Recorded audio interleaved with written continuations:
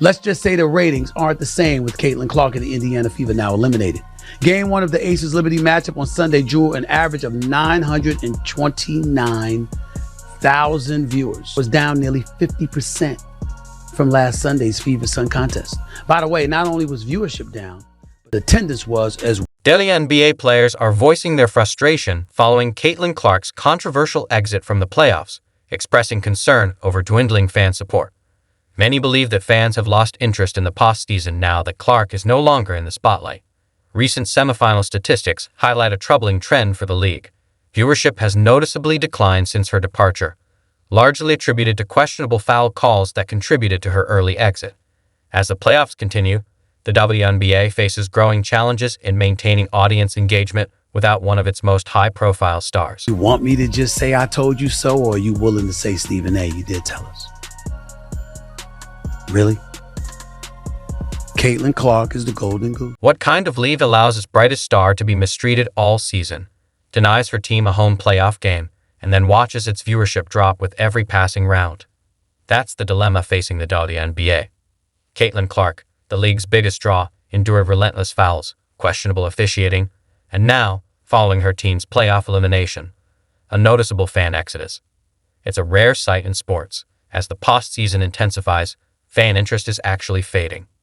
Meanwhile, Clark is reportedly heading to Europe, officially for a break, but whispers are already circulating about a potential big-money move to the EuroLeague. If the WNBA can't protect and promote its stars, how long before others follow her lead? Could be a team overseas who would love to snatch Caitlin Clark away from us and give her a crazy offer. I mean, Ice Cube was about to give her $5 million to play in less than 10 games in the big. Honestly, who could blame Caitlin if she decided to make a move? She'd be earning 10 times her current salary and finally receiving the respect she deserves. Even the WNBA undermined her chance to win unanimous Rookie of the Year. One voter inexplicably chose Angel Reese. That voter deserves to be held accountable and publicly identified. Should have been unanimous. Should have been. I agree. It should have been unanimous. And one of the things that sticks with me is, well, she was the first rookie to get a triple-double. Viewership is dropping by the minute, and the WNBA is finally witnessing the full force of the Caitlin Clark effect. Many players feel that fans are tuning in solely to watch Caitlin, and they're not wrong. Aja Wilson, for instance, wasn't pleased when fans labeled her style of play as boring.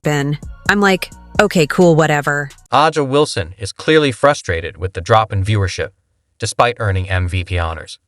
The truth is, she hasn't had the same impact on the WNBA as Caitlin Clark, whose influence is undeniable. Aja Wilson, 28 years old, 1,000 points in the regular season. Why is that not the biggest story out at the moment? Exactly. Why are we talking about Caitlin Clark?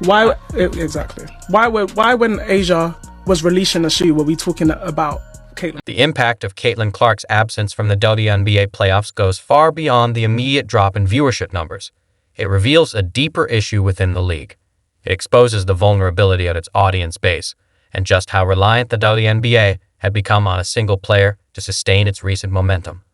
Clark was the driving force that not only spotlighted her team, but also brought attention to the league as a whole. When the Indiana Fever fell to the Connecticut Sun, marking the end of Clark's rookie season, the subsequent plunge in viewership was both dramatic and telling. More importantly, it underscored an uncomfortable reality.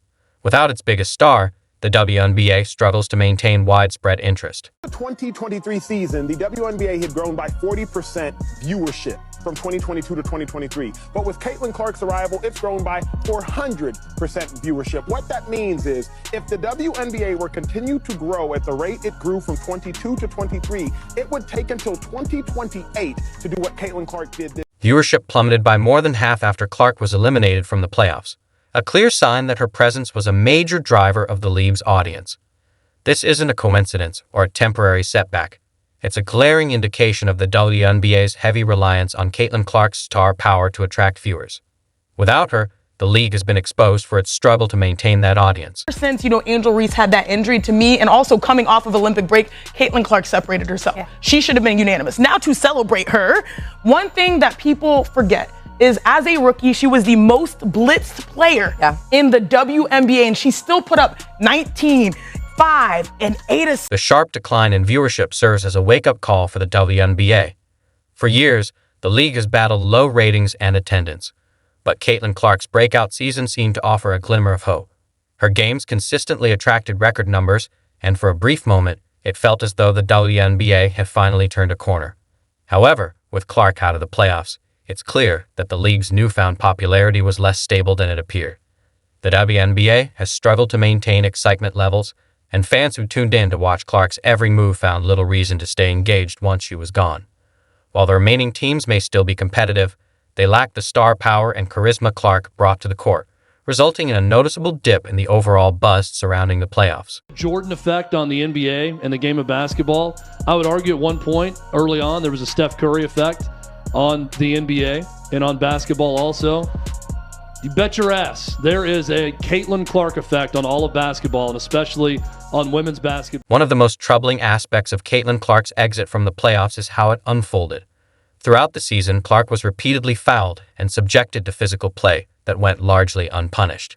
Despite all the praise for Clark's immense talent, the WNBA failed to protect her in the way a player of her caliber deserves. This wasn't simply a case of a few missed calls. It was a consistent pattern of rough play that took a toll on Clark's body and ultimately contributed to her team's defeat. We don't want fans that are going to degrade us and call us names. I mean, we already see what's happening in the world. Something needs to be done, whether it's, them checking their fans or this league. The series against the Connecticut Sun highlighted this issue perfectly. Clark was fouled hard multiple times, yet the referees seemed hesitant to blow the whistle. It was as if the league didn't fully recognize the importance of protecting its star player. Fans watching at home couldn't help but feel frustrated as Clark was knocked around the court with little intervention from the officials. This failure to protect her isn't just an isolated mistake. It's part of a broader issue within the WNBA. The league has struggled with officiating, particularly when it comes to handling physical play. But when the player at the center of your league's resurgence is subjected to this kind of treatment, it becomes a much bigger problem. The WNBA cannot afford to let its biggest star be beaten down like this, especially when she is so crucial to the league's success. Has been impacting the WNBA well before this year. This is not a new thing. Sure. This is, and in that way, I do think Caitlin's being used as a pawn. Caitlin didn't bring citizens to the WNBA. This has been happening, and that I think is what's been such a shock for all. Caitlin Clark's breakout season wasn't just a personal triumph. It was a huge opportunity for the WNBA to showcase its potential to a broader audience. Her games attracted viewers from across the country, many of whom had never tuned into a WNBA game before. This was the league's chance to capitalize on the buzz surrounding Clark and build a lasting fan base. However, by failing to protect her, the WNBA squandered that opportunity. Fans saw exactly what happened. They witnessed how Clark was treated on the court, and many have been outspoken about their frustration. Social media has been flooded with comments from fans who feel the WNBA let Clark down by allowing her to be repeatedly fouled without proper officiating. There are very, very few people, but there are some out there who resent the fact that this young white girl came out there and did her thing. Rookie of the year, 4th in the league for MVP voting, assist leader, one of the top leading scorers after the Olympic Games.